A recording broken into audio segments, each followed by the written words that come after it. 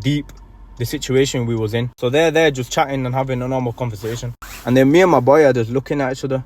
And he's like, yo, we should get out of here.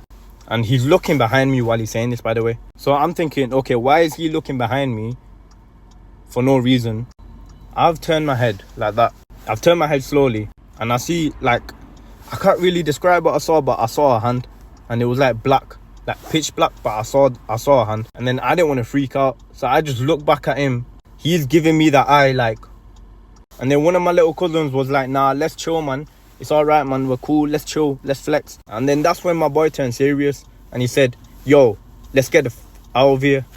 And then I was like, okay, yo, this guy's not taking a piss, because he doesn't get serious, like, you know, that in these type of moments. He's normally, you know, chill. So I'm like, okay, let's listen to him. We stand up and we're walking away. And then I've gone back to reciting the Quran. You know, I'm just looking behind me because I'm trying to figure out what the hell did I just see. And I'm trying to figure out what my boy saw, because he didn't even tell me. So we're walking, and we get to the exit of the, you know, the lake. And we get onto the main road.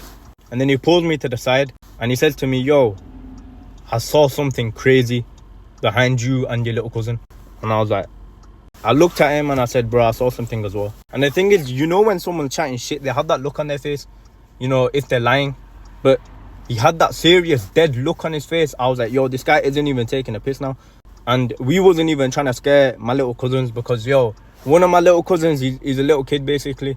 And, yo, if he got shook, then, yo, it's just going to be long. And then I told him what I saw, and he was like, yo, we should never, you know, try mess around with, you know, whatever that was ever again.